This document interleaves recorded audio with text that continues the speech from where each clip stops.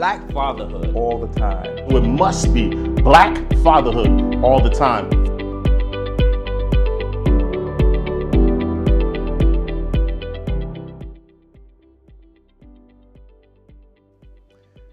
You're always on as a dad. You can't turn it off. Your responsibility to be a protector, provider, is one that you just can't take a day off. Does that mean you don't get rest? Absolutely not. But what it means is that you're intentional, that you're planful, and that every single day, some way or another, you're impacting the life of your child.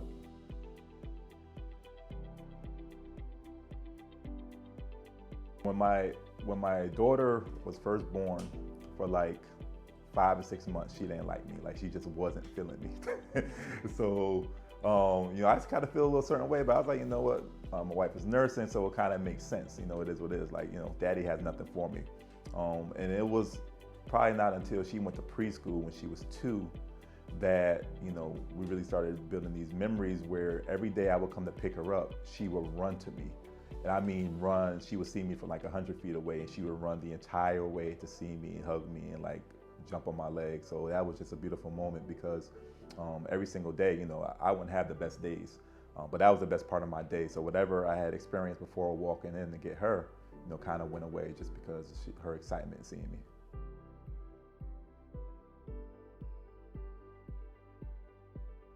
The number one thing I am trying to teach as a father is just to really be a good human. And I don't mean that as like the cliche that is being thrown around now, but I mean to be present, to be compassionate, to be kind to people, to understand that you don't have to be perfect, but also to expect greatness out of yourself, as well as being able to pour greatness into other individuals.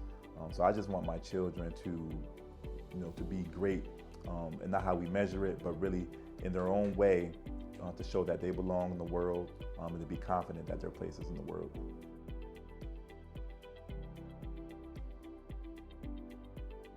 My dad is really, really kind. I learned from my father that, even after us not being connected for a lot of years, that there's still time for redemption. While we still have air to breathe, there's still time for us to speak kind things and encouraging things into each other.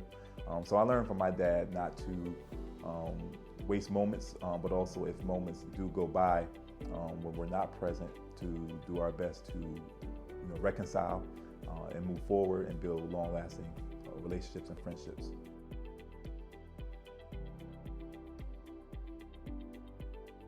I would like to be remembered as a dad who was a dad who was present, a dad who did his best to encourage, a dad who did his best to put my child in the best situation to win, by connecting them with the right people, with the right knowledge, with the right wisdom, and making sure they stay connected to God.